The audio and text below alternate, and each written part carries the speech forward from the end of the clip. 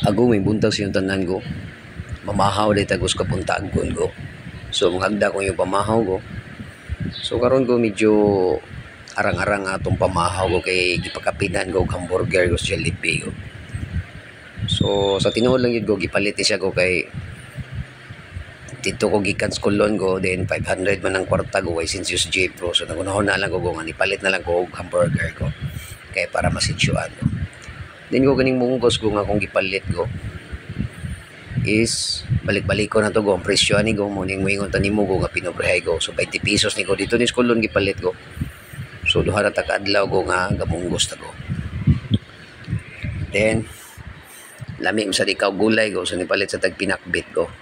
So ang ilas ang pinakbit ko is 20 sang ang akong palit ani ko. So mo ni mga pamahaw ko nga natural ra ko. Then wata magluto ko, ready-made nito ko kay medyo kapoy nagluto ko. Then nung magluto sa ko di na sad mahurot ko kay amo kaon ko akora or akong pares ko. So duha na kaklase ato sudan ko. Then ko pa man kita matagbaw ko atong gipakapinan ko og lumpia og fried chicken ko. So mo ni siya mga pamahaw ko nga gitawag na to ko og inato ko. So daghan-daghan ni siya sudan ko pero di masadingon nga mahal atong palitan ni go. So 20 ko 40 ko. Then kaning fried chicken ko isang surprise ko kay gahapon ko 25 pa toy palit ko karon na 30 ko.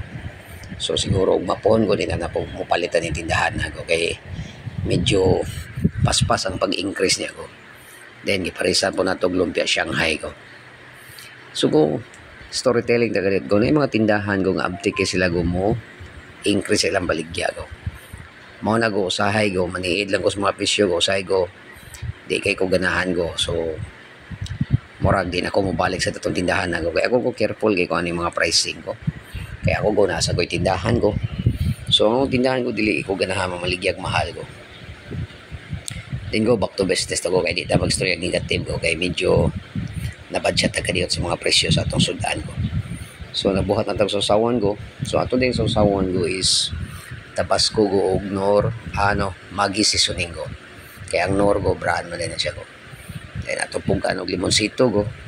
Kaya ni pulit po tag limonsito go dito sa gawas ko. So ang limonsito go 5 pesos go upat ka buok ko. So mo na go nga every time go nga mamalingkit go or mamalit aras kilig go. So mag-careful sa tago dita patakag palit go. Kaya nga to rabang video permanente go is more on budgeting go. So go mo na niya nga atong daily expenses go nga atong breakfast go. So munggos 20 go, pakbit go 20 go, din lumpia go, cheese ang duha go. So 50 na go plus fried chicken go 30 go 60 go. So naka 130 na tago. Pero sige lang ko kay usahay ko kung magluto tago madakang tagasto ko kay di man ta pwede magluto go duhar sa gabok fried chicken go alanganin magay go.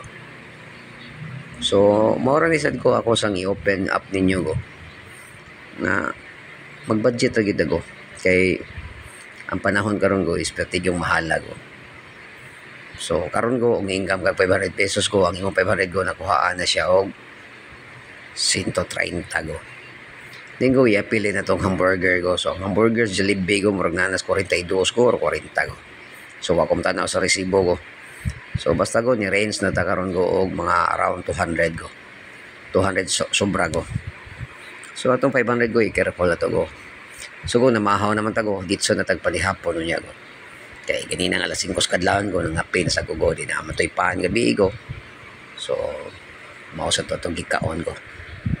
So inang nara ka simple go ang atong pinobrehay nga daily routine go. More on budget kita permanente ko. Di ta patagag gasto go. Kay nasa tay mga bills nga mga bayron nun go. So go maura na itong pamahaw karon go ha. Nakita na ninyo go. Ang ebidensya go kung saan rin ako go pag budget sa akong kwarta go all the time go. So na naman tayo kanon go. Naglungag na tadaan go. So ang 1 kilo din ako go.